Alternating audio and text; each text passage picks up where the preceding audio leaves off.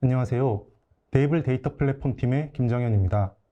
데이블은 기존의 레드시프트 기반의 데이터 웨어하우스 환경을 데이터 레이크로 전환하는 작업을 진행했습니다. 이 과정에서 데이터 기반 의사결정을 더 잘하기 위해 어떤 것들이 필요할지 고민하였습니다. 또한 비용을 효율적으로 사용하기 위한 방법들을 찾기 위해서도 노력했습니다. 이번 세션에서는 이런 고민과 노력을 어떻게 데이터 레이크에 반영했는지 저희의 경험을 공유하고자 합니다. 새롭게 데이터 레이크를 구성하시거나 기존의 데이터 레이크를 운영하시는 팀에게도 도움이 되었으면 좋겠습니다. 먼저 데이터 기반 의사결정에 어떤 점들을 고려했는지 소개드리고, 이를 바탕으로 데이블이 어떻게 데이터 레이크를 설계하고 만들어 나갔는지 그 과정에서 저희가 얻은 팁들을 공유해 드릴 예정입니다. 그리고 가장 중요한 데이터 레이크 구축으로 어떤 것들이 좋아졌는지 공유드리고요. 마지막으로 더 나은 데이터 레이크를 위해 남은 2022년 하반기와 2023년에 진행하려는 계획들을 말씀드리겠습니다. 시작하기에 앞서 데이블과 데이블 데이터 플랫폼 팀에 대해서 간단히 소개해드리겠습니다. 데이블은 미디어사의 개인화된 컨텐츠 추천과 광고를 통한 수익화를 제공하고 있습니다. 국내외 유명 미디어에 방문해 보시면 주로 컨텐츠 하단에 화면에 있는 것과 같은 데이블 위젯을 발견하실 수 있는데요. 이런 데이블 위젯을 통해서 AI 기술로 추천되는 컨텐츠와 사이트 방문자에 최적화된 맞춤 광고를 제공함으로써 컨텐츠가 더 많이 읽힐 수 있도록 하고 동시에 수익도 창출할 수 있도록 돕고 있습니다. 제가 속해 있는 데이터 플랫폼 팀은 데이블 위젯에서 발생하는 로그를 비롯하여 데이블의 모든 데이터를 처리하는 데이터 엔지니어들이 모여있는 팀입니다. 데이블은 스타트업이지만 유명 미디어들의 방문자들로부터 만들어지는 대용량의 데이터들을 다뤄야 하기 때문에 굉장히 큰 데이터 처리 능력을 필요로 하고 있습니다. 현재 한국에서는 MBC나 SBS 뉴스, 조선일보, 한겨레, 한국경제, 보그코리아 등 주요 언론사들의 서비스를 제공하고 있습니다. 또 대만이나 일본, 말레이시아, 인도네시아 등 아시아 시장에도 활발하게 진출해서 현재 트래픽의 절반은 해외 시장에서 발생하고 있습니다. 저희 팀은 주로 하둡, 카프카, 스파크, 에어플로우, 엘라스틱서치, 쿠버네티스 등의 기술과 AWS의 여러 매니지드 서비스들을 사용하여 이런 대용량 데이터들을 처리하는 역할을 담당하고 있습니다. 이번 세션에서 저희는 이런 특성을 가진 조직을 데이터 드리븐 조직이라고 표현하였습니다. 먼저 다양한 의사결정을 내릴 때 적극적으로 데이터를 활용하는 조직입니다. 또한 이를 위해 데이터의 퀄리티와 접근성, 입수 속도의 중요성을 인지하고 이를 발전시키는 일에 역량을 투자하는 조직입니다. 데이터를 사용하는 방법에는 여러 가지가 있을 것 같은데요. 저희는 데이블을 비롯해 여러 회사들을 살펴본 후 데이터 기반 의사결정은 보통 다음과 같은 세 가지 형태가 있다고 생각했습니다. 첫 번째 단계는 ETL을 통해 만들어지는 리포트에 의한 의사결정입니다. 1시간, 하루, 일주일, 한 달 등 일정한 주기에 따라 지표가 담긴 리포트를 만들어내고 그 변화를 추적해서 취해야 할 액션들을 결정하는 데 사용합니다. 많은 회사들이 도입하고 있는 과정이고 직접 ETL을 구축하지 않은 경우라도 구글 애널리틱스처럼 이를 도와주는 외부 도구들도 많이 사용하고 있습니다. 두 번째는 EDA, 즉 탐색적 데이터 분석을 통한 의사결정입니다. 데이블에서는 보통 ETL을 통해 생성된 지표에서 변화를 감지했을 때 그 원인을 찾기 위해서 혹은 새로운 사업 기회를 찾을 때 이런 EDA를 수행하고 있습니다. 그리고 그 분석 결과로부터 인사이트를 얻어 전략을 수립합니다. 데이블에서 이런 과정들은 주로 데이터 어널리틱스 팀의 데이터 분석가분들이 수행해주고 계십니다. 마지막으로는 AI, 머신러닝으로 모델을 만들고 그 모델로부터 나온 추론 결과가 다음 액션에 반영되는 자동화된 의사결정이 있습니다. 주로 광고 시스템을 위한 모델 사이의 트래픽 분산 혹은 비딩 전략 등에 사용되며 사람의 의사결정과는 조금 다르지만 그 담당 범위와 중요성이 점차 커지고 있습니다. 데이블은 ETL과 이를 이용한 의사결정은 잘해오고 있었으나 EDA와 AI/ML을 더 잘하기 위한 데이터 플랫폼이 필요하였고 데이터 레이크 구축을 중심으로 한 데이터 환경을 발전시켜 나가고 있습니다. 데이터 레이크 구축을 결정한 이유는 데이블이 사용하던 기존의 데이터 플랫폼이 EDA, AI/ML의 요구사항에 부족한 부분들이 있었기 때문입니다. 데이블은 미디어로부터 하루 약 2억 회의 컨텐츠 추천 요청과 약 11억 회의 광고 제공 요청을 처리하고 있습니다. 또한 저희가 직접 계약한 미디어 외에도 카카오, MSN, 구글 등 외부 광고 서플라이 사이드 플랫폼의 광고 경매에도 참여하기 때문에 5억 회를 추가한 약 16억 회의 광고 경매 요청을 처리하게 됩니다. 이런 요청들과 이로부터 파생한 콘텐츠와 광고의 노출, 그리고 이에 대한 사용자의 반응들을 이벤트 로그 형태로 수집을 하는데요. 데이터 레이크를 만들기 전에는 이런 로그들을 아마존 레드시프트에 저장하고 분석하고 있었습니다. 하지만 수집하는 로그가 점점 가파르게 증가하면서 아쉬운 부분들이 생겼습니다. 특히 하나의 레드시프트 클러스터를 ETL, EDA, AIML이 같이 사용하다 보니 EDA나 AIML이 필요로 하는 순간적인 대용량 혹은 복잡한 쿼리를 수행할 경우 레드시프트의 부하가 걸리고 다른 작업에 영향을 주는 문제들이 발생하기 시작했습니다. 저희가 사용하는 온디맨드 레드시프트의 경우 아주 큰 컴퓨팅 파워가 필요한 경우에만 탄력적으로 리소스를 추가하기가 쉽지 않았습니다. 또한 레드시프트에 저장된 로그와 다른 곳에 저장된 로그가 아닌 정보들을 함께 분석하기에도 번거로웠습니다. 콘텐츠 추천을 위한 데이터는 아마존 오픈서치에, 광고 콘텐츠는 아마존 S3에 저장하고 있고 미디어나 광고 캠페인 등 메타데이터들은 아마존 오로라 RDS에 저장하고 있는데요. 이렇게 나눠서 저장되어 있는 데이터들을 모아서 분석하기 위해서는 파이썬, 스팍 등 프로그래밍 언어가 필요했고 이는 데이터 분석가 혹은 데이터를 분석하고자 하는 비개발 직군의 데이블 멤버들에게는 불편한 허들이었습니다. 기존 데이터 웨어하우스의 불편을 해결하기 위해 저희는 데이터 레이크의 설계 목표들을 먼저 선정하였습니다. 첫 번째 목표는 데이터는 모두 한 곳에 모은다입니다. 데이터를 한 곳에 모음으로써 찾기 쉽도록 하고 검색을 위한 규칙을 만들어서 접근 허들을 낮추는 것을 목표로 삼았습니다. 두 번째 목표는 스토리지와 컴퓨팅을 분리해서 각각의 확장성을 확보하는 것입니다. 컴퓨팅 파워가 추가로 필요한 경우에는 스토리지와 상관없이 컴퓨팅 파워만 일시적으로 확장할 수 있는 플랫폼을 만들고자 했습니다. 추가로 ETL, EDA, AIML은 서로 다른 작업 특성을 가지고 있기 때문에 각 상황에 적합한 컴퓨팅 도구를 제공할 수 있어야 한다고 생각했습니다. 마지막으로 각각 탄력 있게 스케일 인, 아웃이 가능하도록 함으로써 리소스 낭비를 줄이고 비용을 효율적으로 사용할 수 있는 플랫폼을 목표로 했습니다. 정리하면 스토리지와 컴퓨팅을 서로 분리하고 각각의 효율적이고 탄력적인 확장성을 확보하는 것을 목표로 데이터 레이크를 설계했습니다. 다음 슬라이드부터는 이런 목표를 바탕으로 설계한 비용 효율적인 데이터 레이크에 대해 소개드리겠습니다. 첫 번째는 비용 효율적인 스토리지를 어떤 것을 선택했는지 소개하고 이곳에 데이터를 모으는 방법을 소개해드리도록 하겠습니다. 데이터 레이크를 위한 스토리지로 가장 적합한 것은 S3라고 생각했습니다. 아시다시피 아마존 S3는 저렴한 비용의 고가용성 순수 스토리지이며 무엇보다 무제한의 확장성이 가능하다는 점에서 가장 적합한 도구였습니다.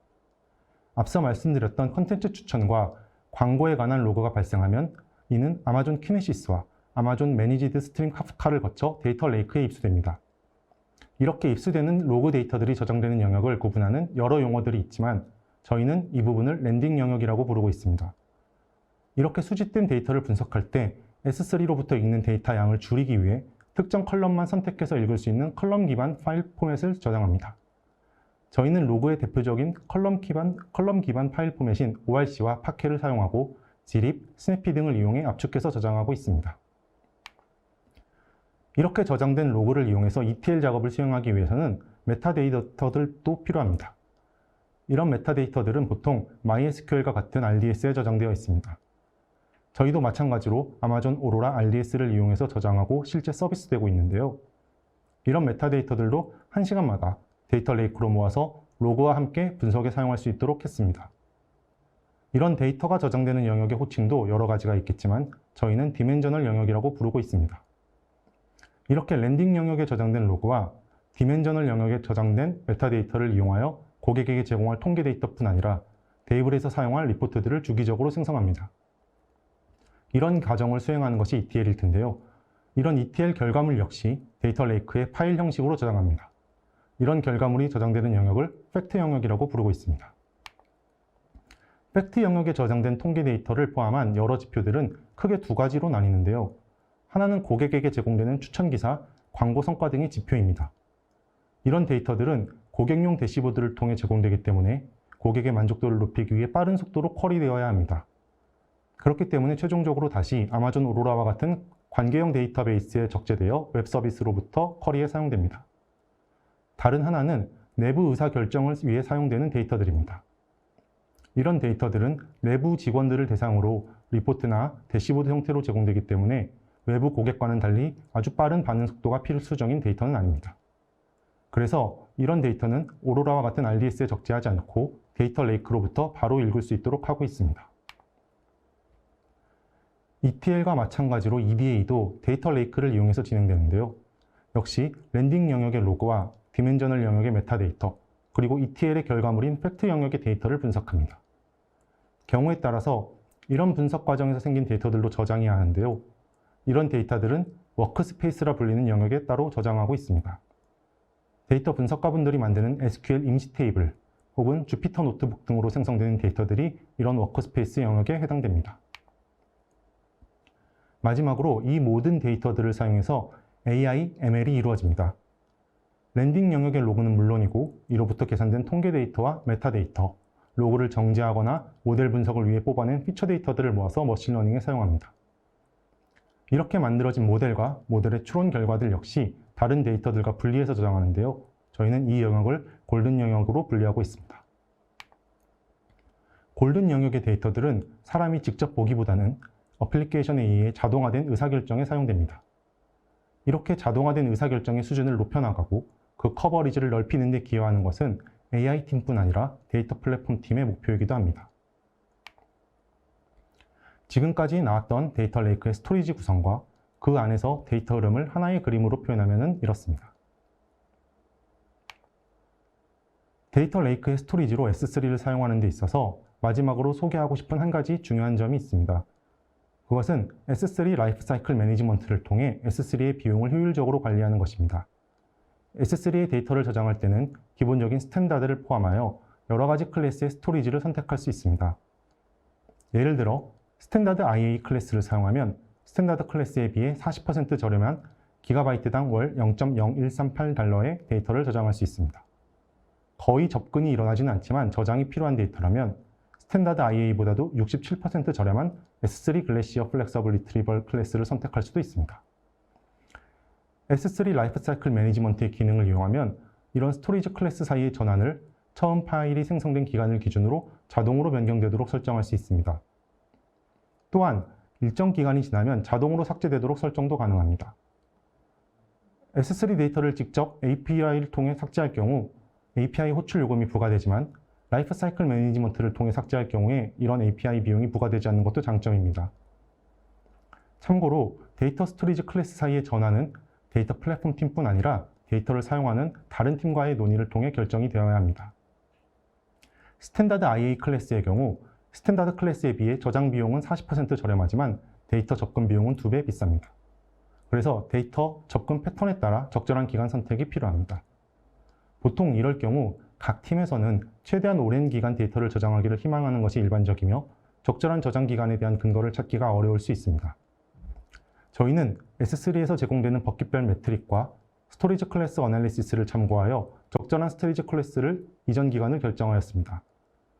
이런 데이터가 부족하다면 사용 패턴에 따라 스탠다드 클래스와 스탠다드 IA 클래스 사이를 자동으로 변환시켜주는 인텔리전트 티어링을 사용하는 것도 좋을 것 같습니다. 마지막으로 라이프 사이클은 현재 사용하는 클래스에 따라 자동으로 전환이 가능한 클래스와 불가능한 클래스가 있기 때문에 이를 참고해서 설정해야 합니다. 두 번째는 데이터 레이크를 위한 컴퓨팅을 어떻게 설계해야 했는지 공유드리겠습니다. 데이터 설계 목표에 따라 ETL, EDA, AI, ML 세 가지로 분리하여 각각의 목적에 적합한 컴퓨팅 방식을 선정하였습니다. 첫 번째로 ETL을 위한 컴퓨팅은 어떤 특징이 있었는지 살펴보았습니다.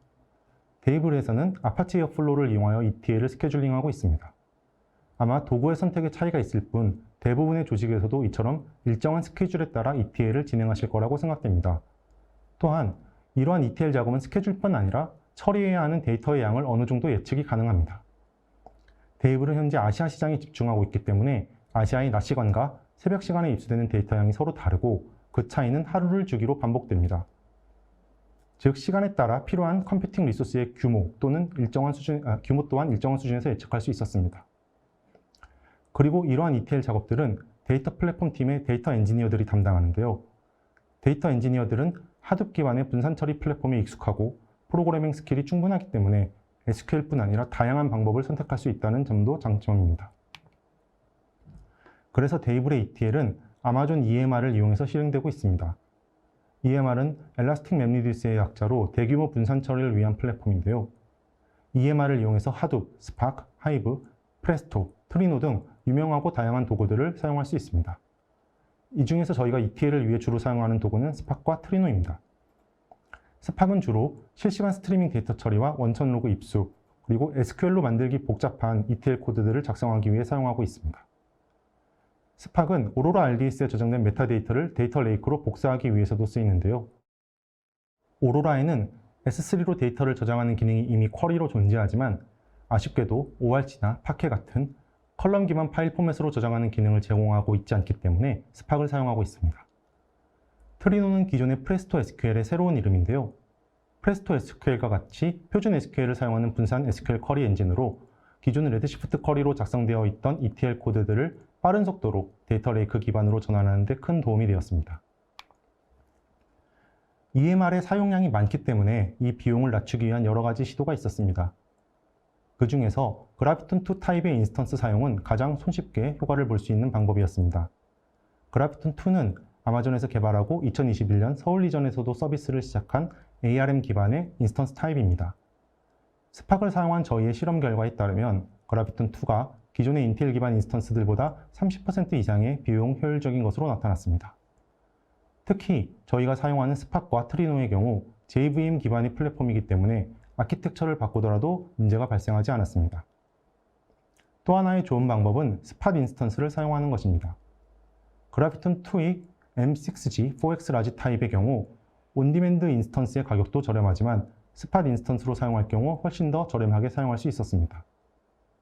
만약 그래피톤2 타입의 인스턴스 사용이 어려울 경우에는 스팟 인스턴스로 사용하더라도 매우 효과적인 비용을 절감할 수 있을 거라고 생각합니다. ETL에 이어 두 번째로 EDA에서 필요로 하는 컴퓨팅의 특징에 대해서 논의해 보았습니다. EDA는 ETL과 달리 비정기적으로 필요에 따라 수행됩니다. 또한 분석 목적에 따라 처리해야 할 데이터의 양이 달라지며 그것을 예측하기도 쉽지 않다는 특징이 있습니다. 주로 데이터 엔지니어에 의해 만들어지던 ETL 코드와는 달리 EDA 분석은 데이터 분석가나 데이터 과학자, 심지어 비개발 조직에 의해서도 수행되기도 합니다. 이를 위해서는 대화형 도구가 필요하거나 프로그래밍보다는 SQL이 더 널리 사용됩니다. 저희가 데이터 레이크를 구축했던 과정을 생각해보면 EDA를 위한 컴퓨팅 환경과 사용성이 좋은 분석 도구를 제공하는 것이 가져오는 변화는 처음 기대했던 것보다 크고 중요했습니다. 비개발자를 포함하여 데이블 멤버 전체의 EDA 역량이 늘어나면서 데이터 분석팀 혹은 데이터 플랫폼 팀으로 오던 데이터 추출 업무가 줄어들었고 해당 팀들이 더 어려운 업무에 집중할 수 있는 효과가 있었습니다. 이런 EDA의 사용량을 예측할 수 없는 컴퓨팅 리소스 요구를 충족시키기 위해서는 아마존 아테나가 가장 적당하다고 생각했습니다. 아테나는 아마존에서 제공하는 서버리스 대규모 대화식 쿼리 서비스입니다. 서버를 관리하거나 스케일링에 신경 쓰지 않고 스캔한 데이터에 대해서만 비용을 지불하면 됩니다. 사용하지 않을 때는 아무 비용도 지불하지 않고 필요할 때는 아주 커다란 데이터도 1TB당 $5의 비용으로 분석할 수 있기 때문에 탄력적인 리소스를 필요로 하는 EDA 컴퓨팅을 위한 도구로서 적합했습니다. 아테나 역시 프레스토 기반의 표준 SQL을 사용하기 때문에 ETL에서 사용했던 트리노와 쿼리를 공유할 수 있다는 것도 장점이라고 생각합니다. 저희는 이번에 사용하지 않았지만 커넥터를 이용하여 S3 외 다른 데이터 저장소에 저장된 데이터들과도 페더레이티드 쿼리가 가능합니다. EDA의 쿼리 엔진인 아테나를 좀 더 편리하게 사용하고 쿼리 결과를 시각화하거나 회사 내에서 공유하기 위한 도구로서 리데시를 도입했습니다. 리데시는 BSD 라이센스 기반으로 무료이며 아마존 AMI 형태로 이미 제공되고 있기 때문에 이를 이용해서 아주 쉽게 설치할 수 있었습니다. 리데시는 다양한 데이터 소스들을 지원하는데요. 특히 아테나를 데이터 소스로 사용하는 경우에 쿼리를 실행할 때마다 스캐닝한 데이터 용량을 알려줌으로써 자칫하면 잊기 쉬운 아테나의 스캔 비용에 대해서 생각을 할 수 있게 해줍니다. 또한 얼럿 기능도 제공하는데요. 만들어둔 쿼리를 주기적으로 실행해서 특정 조건을 만족하면 슬랙이나 이메일 등 메시징을 받아볼 수 있는 기능입니다. 이전에는 보통 이런 기능을 구현하기 위해서는 데이터 엔지니어들에게 요청해서 기다려야 하는 아쉬움이 있었습니다. 하지만 리데시의 얼럿 기능을 사용하면 데이터 엔지니어의 도움 없이 비개발자도 직접 쿼리를 만들고 얼럿을 생성하여 메시지를 받아볼 수 있었습니다. 제가 말씀드린 기능들은 꼭 리데시가 아니더라도 비슷한 역할을 하는 태블로, 아파치 슈퍼셋, 메타베이스 등에서도 찾아볼 수 있을 것입니다. 살펴보신 후에 마음에 드는 도구를 선택하고 조직 전체에서 사용할 수 있도록 한다면 가지고 있는 데이터의 가치가 더 높아질 거라고 생각합니다. 여러 조직에서 아테나를 사용할 경우에는 아무래도 스캔 비용의 관리가 필요한데요. 데이터 분석팀이나 개발팀의 경우 쿼리에 대한 숙련도가 높기 때문에 실수할 여지가 적지만 개발팀이 아닌 경우에는 의도치 않게 많은 데이터를 스캔하여 높은 비용이 발생할 수도 있습니다. 아테나에서는 워크그룹이라는 개념을 사용하여 조직별로 한 번에 쿼리에서 스캔할 수 있는 데이터의 양에 제한을 줄 수 있도록 하고 있습니다. 이를 이용하면 실수로 너무 많은 데이터를 쿼리해서 높은 비용이 발생하는 것을 방지할 수 있습니다. 조직에 맞게 적당한 워크그룹을 생성한 후 리데시에서 워크그룹별로 아테나 데이터 소스를 만들면 해당 아테나 데이터 소스를 통해서 이루어지는 쿼리의 데이터 스캔 비용을 제한할 수 있습니다.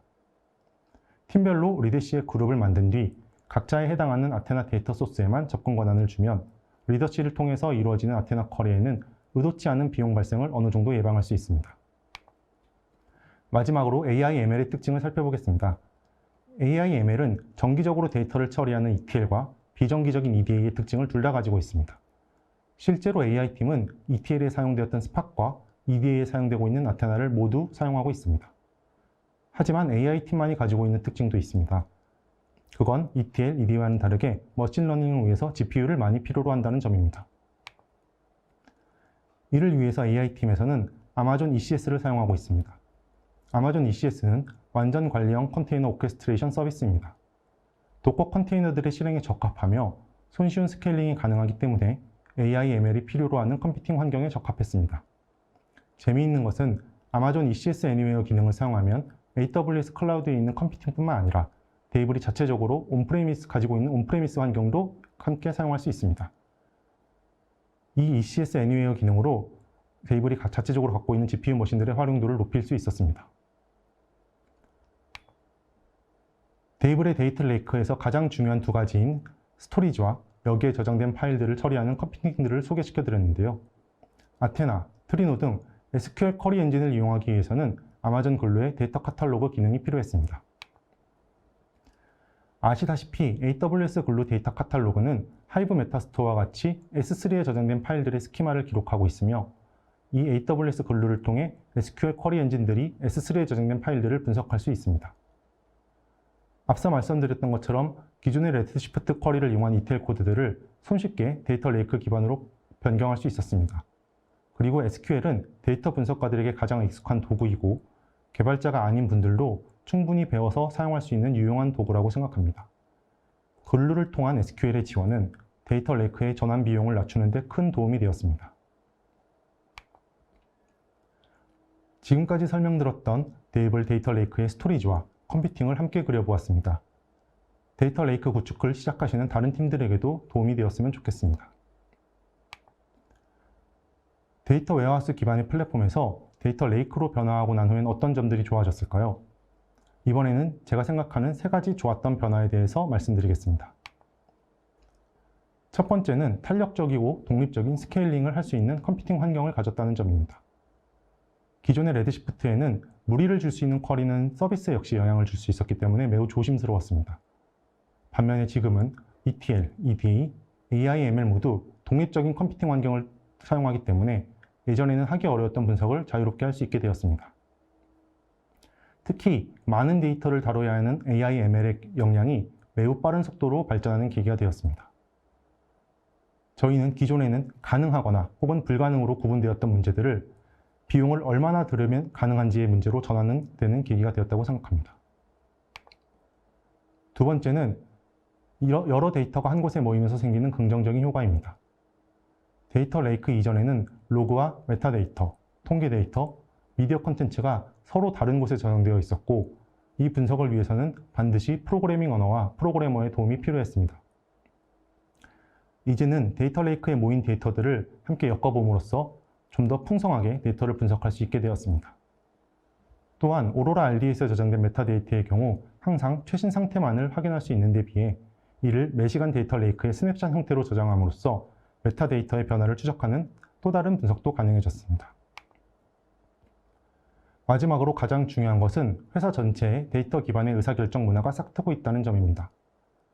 데이터 레이크를 통해 데이터를 쉽게 접근할 수 있고 커다란 데이터를 분석하더라도 라이브 서비스에 영향을 주지 않음으로써 더 적극적으로 EDA를 하는 분위기가 형성되었습니다.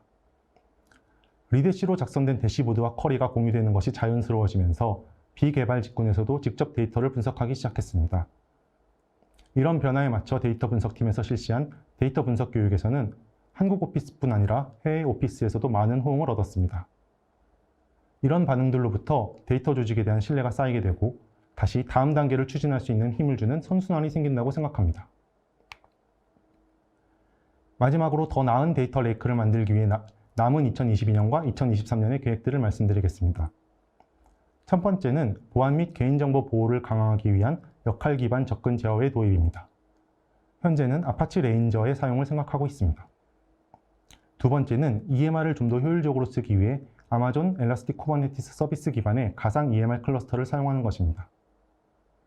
마지막 세 번째는 데이터에 대한 이해도를 높이고 더 명확하게 정리하기 위해서 데이터 허브 등의 데이터 카탈로그를 만드는 것을 계획하고 있습니다.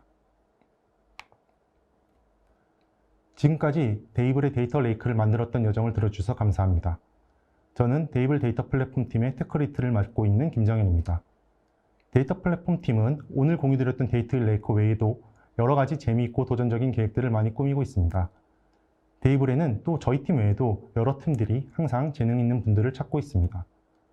오늘 발표를 통해 데이블에 관심이 생기신 분들은 데이블.io, KO, 커리어즈 페이지를 방문해 주시면 데이블에 대한 더 많은 정보를 얻으실 수 있고요. 지원도 하실 수 있으니까 많은 관심 부탁드립니다. 오늘 제가 준비한 강연은 여기까지입니다. 유익한 시간이 되셨기를 바라며 남은 하루도 즐거운 시간이 되시기를 바라겠습니다. 감사합니다.